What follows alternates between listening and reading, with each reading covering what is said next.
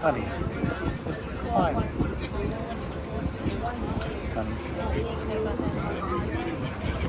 Oh, wow. What was that? Something that was washed. Next up on your right is the MHI shipyard, another private shipyard that does repair work on military vessels. The first ship there is another reserve fleet ship that carries supplies and equipment for the U.S. military being reactivated when needed. You can identify that type of ship by the red, white, and blue stripes on their smokestack. Also going on right here to your right is a small dredging operation, bucket dredge. They're digging up a shallow spot there, swinging it around. They'll dump it into that mud scow. Then when it's full, they'll take that out to a designated dump area, where they'll dump that mud out of that barge. They'll repeat the process until the area is deep enough.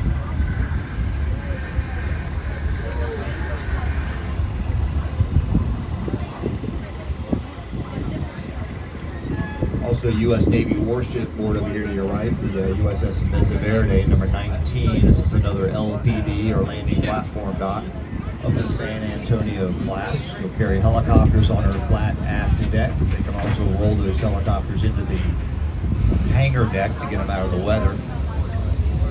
They'll also launch amphibious vessels out of this ship using the well deck. You'll get a good look right now inside of the well deck of that ship because they have the stern gate open, probably for some ventilation. What they'll do is they'll flood the stern tanks with water, open the stern gate, and then they can float amphibious vessels in and out.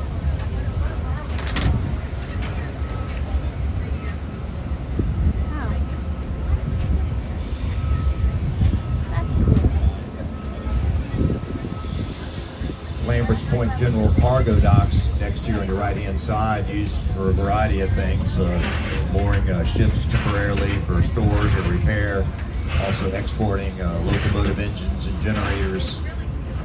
See this jack-up rig here to your right, which is used for all types of construction work. There's 3 tall poles, those are the spuds, so they can raise those up so the boat floats out to where it needs to be, and then they'll just jack the boat up on those 3 spuds, so it's virtually anchored as a fixed structure, so they can do work without having to deal with wave action. I don't believe in wave action. Also another large barracks barge here to your right, APL 66, temporary housing for the sailors. Usually the accommodations on these barracks barges are a lot nicer than the shipboard accommodations. You also have a military sea lift command ship here on your right hand side. That's designated by the blue and gold stripes on her smokestack. This is a large combat pre-positioning ship, carries a tremendous amount of vehicles, ammunition, supplies, equipment for the U.S. military, operated for the Navy by the MSC, or Military Sea Lift Command. Many of the Navy's non-combatant ships these days are being operated by the MSC for affordability. Means they're under a naval command, but they actually are sailed by civilian merchant marine crews. A couple more orange ships up on your right were retired from commercial use, and the Navy has purchased these vessels and will be converting them for military purposes.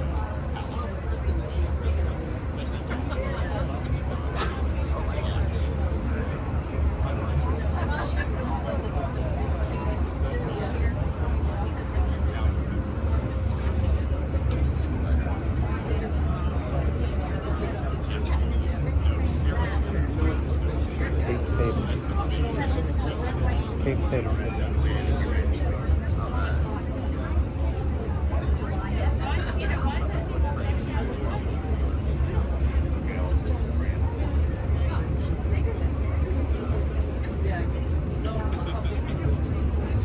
Okay, as we're heading out to rendezvous with the parade of sail fleet today, we're going to go ahead and start setting sail now. We're going to start all the way after the mizzen, followed by the mainsail. If anybody had any interest in helping hoist some sails, go down there on your right hand or starboard side where Brandon is in the white t-shirt. They'll show you which lines to pull on. Going up with the mainsail, followed by the foresail. The lines used to hoist these sails are known as halyards. Each one of the gaff rig sails has 2 halyards. The gaff is the pole or spar that runs along the top edge of the sail. The halyard that hoists the forward edge of the sail is the throat. The halyard hoisting the aftermost part of the sail is called the peak.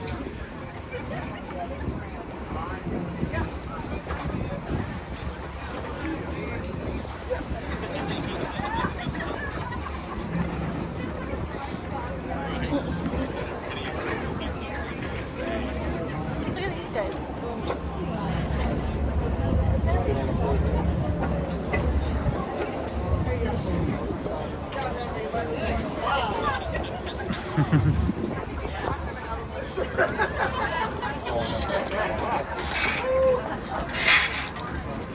That's good, Brandon.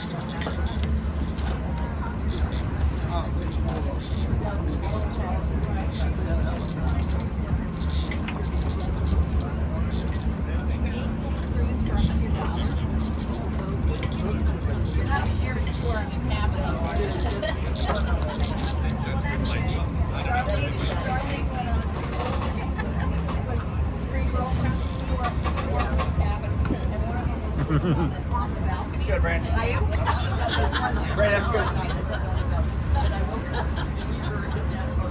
Mizzen and main are both set. Going up next will be the foresail, followed by the head sails, the staysail and the jib. Did you?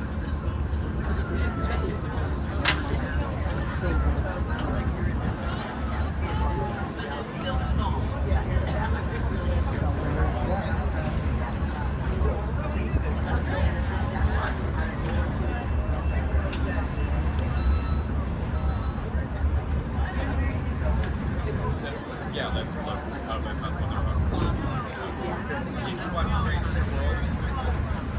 Not a whole lot of breeze blowing now, folks, so we'll continue to motor sail.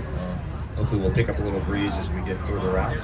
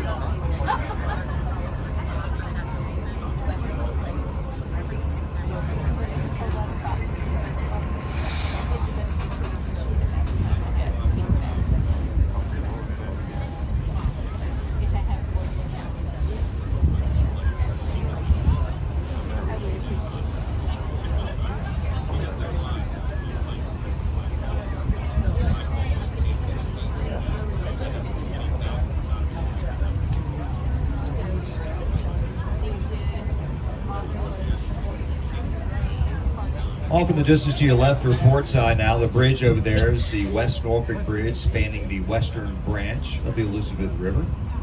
Also directly to your left here is an interesting facility. You see these docks and that small white building. That's the Navy's magnetic silencing facility, or deperming station.